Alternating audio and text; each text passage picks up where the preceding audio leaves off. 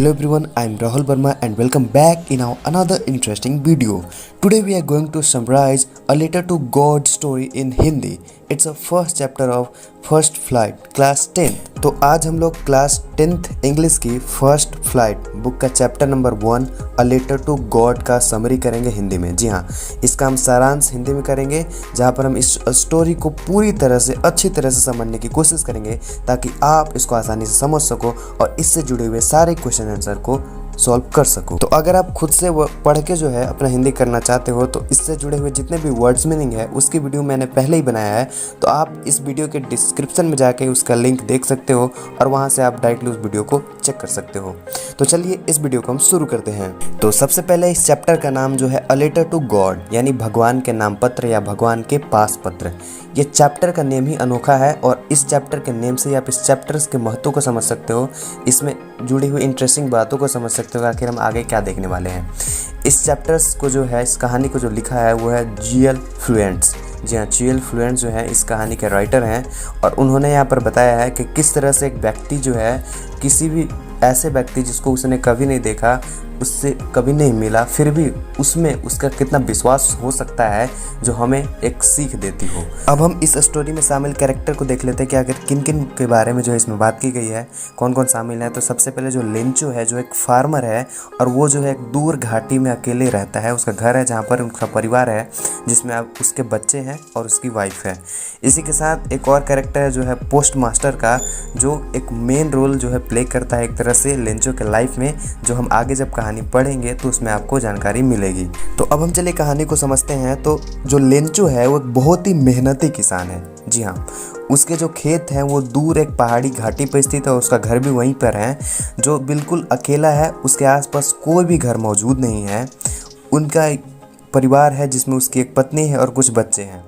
ये सब एक साथ अकेले वहाँ पे रहते हैं और इनका पूरा जो है निर्भरता वो खेती पर ही है। जी हाँ, जो खेती करते हैं उसी से जो है इनका पूरा परिवार चलता है। लेंचो ने अपने खेतों में अलग अलग तरह के फसलें बोए हुए थे, जिसमें उसके फसल जो है वो पके हुए दिख रहे थे। बस उसे थोड़ी सी और पानी की जरूरत थी, जो वर्षा के द्वारा ही पूरी हो सकती थी, क्योंकि उसके पास सिंचाई के कोई अन्य साधन नहीं थे। बारिश की ही आस में लेंचो आसमान की तरफ देख रहा था और उम्मीद कर रहा था कि किसी भी तरह से आज बारिश हो जाए ताकि हमारे फसल आसानी से तैयार हो जाए। उसकी पत्नी भी खाना पका रही थी, तो उनसे भी बोला, तो पत्नी ने भी बोला कि हाँ, अगर भगवान की इच्छा हो तो वो जरूर बारिश होगी। कुछ देर बाद लेंचो की पत्नी ने बच्चों, जिसमें बड़े बच्चे खेत में काम कर रहे थे और जो छोटे बच्चे थे वो बाहर खेल रहे थे, और साथ में लेंचो को खाने के लिए बुलाया। जैसे ही वे लोग खाने पर बैठे उसी समय वर्षा शुरू हो गई। लेंचो खुशी के मारे बाहर भागता है और इन वर्षा की बूंदों को जो है एक सिक्के के रूप में बोलता है कि ये वर्षा की बूंदें नहीं, ये सिक्के हैं, जिसमें जो बड़ी बूंदें हैं वे 10 सेंट के सिक्के हैं और जो छोटी बूंदें हैं वे 5 सेंट के। सेंट वहाँ का उस समय करेंसी था। धीरे धीरे वर्षा तेज होती गई और लेंचो के मन में खुशी जो है वो बढ़ने के साथ साथ उसके मन में एक डर सा भी आ गया कि कहीं ऐसा ना हो कि अधिक वर्षा हो जाए और मेरा फसल जो है वो बर्बाद हो जाए। और ठीक ऐसा ही हुआ। कुछ समय बाद मौसम बिल्कुल बदल गया, हवाएं तेज चलने लगी और जहां वर्षा की बूंदें गिर रही थी उसके जगह पे अब बड़े बड़े बर्फ के ओले गिरने लगे। लेंचो ने उम्मीद की कि यह शीघ्र ही खत्म हो जाएगा, लेकिन ऐसा नहीं हुआ।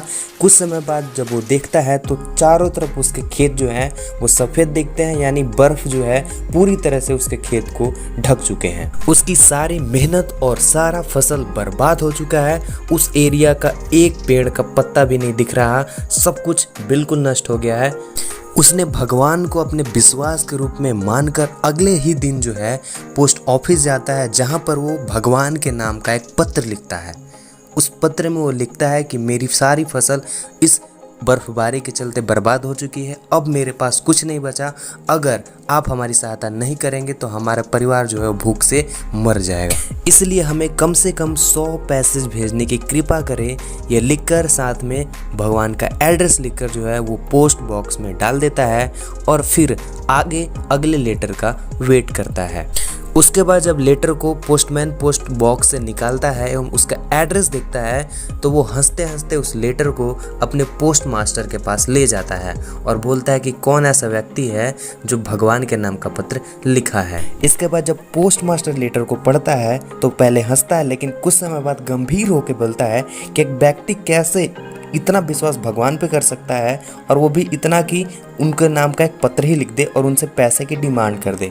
इसके बाद पोस्ट मास्टर जो है थोड़ा सोचता है और सोचने के बाद डिसीजन लेता है कि हमें जो है इस व्यक्ति के विश्वास को टूटने नहीं देना चाहिए और हमें किसी भी तरह से पैसे का इंतजाम कर इसके पास ज़रूर भेजना चाहिए। इसके बाद जो पोस्ट मास्टर अपने ऑफिस में काम करने वाले सभी व्यक्तियों से जो है वो पैसे इकट्ठा करता है और जितना पैसे इकट्ठे हो पाता है उसको उस लिफाफे में, उस लेटर में डाल के वापस पोस्ट बॉक्स में डाल देता है। अगले दिन जब वापस लेंचो पोस्ट ऑफिस आता है और अपने लेटर को देखता है तो वो अपने पैसों को देखकर बिल्कुल आश्चर्यचकित नहीं होता, बल्कि और क्रोधित हो जाता है कि मैंने तो 100 पेसो मांगा था, इसमें तो मात्र 70 पेसो हैं। इसके बाद तुरंत जो है वापस से वो फिर एक लेटर भगवान के नाम का लिखता है, जहाँ पर वो लिखता है कि मैंने 100 पेसो की डिमांड की थी, लेकिन यहाँ तो मेरे पास मात्र 70 पेसो ही पहुँचे हैं। हो सकता है बाकी के पेसो जो है यहाँ के कर्मचारियों ने ही रख लिए हों। तो अगली बार से आप जो है डाक के माध्यम से पेसो मत भेजना, क्योंकि यहाँ के कर्मचारी जो हैं वो बेईमानों का समूह है। यह कहकर लेटर जो है वो पोस्ट बॉक्स में डाल देता है और फिर आगे अगले लेटर का वेट करता है। तो यहाँ तक जो है स्टोरी फिर ख़त्म हो जाती है। तो जिस तरह से आपने देखा कि किस तरह से लेंचो का भगवान में गहरा विश्वास था, जिसके कारण ही जो है उसने भगवान के नाम का एक पत्र लिखा, जहाँ पर उसने पैसे की भी डिमांड कर दी और पैसा मिलने के बाद भी वो आश्चर्यचकित नहीं हुआ। तो ये है लेंचो की कहानी, जहाँ पर आप भी इससे कुछ सीख ले सकते हैं कि अगर आपके लाइफ में भी कोई ऐसी प्रॉब्लम हो जहाँ पर उम्मीद की एक थोड़ी सी भी किरण ना हो, तो आप वहाँ पर भी एक उम्मीद की किरण बचाए रखो, एक विश्वास की किरण बचाए रखो, ताकि आप अपने लाइफ को जो है वो अच्छे से जीवो, आगे बढ़ा सको। क्योंकि यहाँ भी लेंचो को पता नहीं था, हो सकता है इसको पता हो कि मैं जो लेटर लिख रहा हूँ उसका जवाब न मिले, लेकिन जो पोस्ट ऑफिस में जा रहा है तो हो सके अगर किसी कारणवश पोस्टमैन या कोई भी व्यक्ति उस लेटर को पढ़ता है तो शायद जो है वो मेरी परिस्थिति को देखकर मेरी सहायता कुछ कर सकता है। तो ये सोच शायद लेंचो की हो सकती। आई होप आपको आज की समरी पसंद आई होगी। अगर इस समय से जुड़े हुए कोई भी प्रॉब्लम आपको लगती है तो आप कमेंट बॉक्स में कमेंट कर सकते हो, जहां हम उस सुझाव से जो है आगे अपने आने वाले वीडियो में बदलाव कर सकते हैं, ताकि आपको जो है समझने में आसानी मिल सके। तो मिलते हैं नेक्स्ट वीडियो में इस चैप्टर्स के क्वेश्चन आंसर के साथ, जहां पर हम ए लेटर टू गॉड के सभी इंपॉर्टेंट क्वेश्चंस को कवर करेंगे जो आपके बोर्ड एग्जाम्स के लिए इंपॉर्टेंट होंगे। Till then be safe, be healthy. जय हिंद।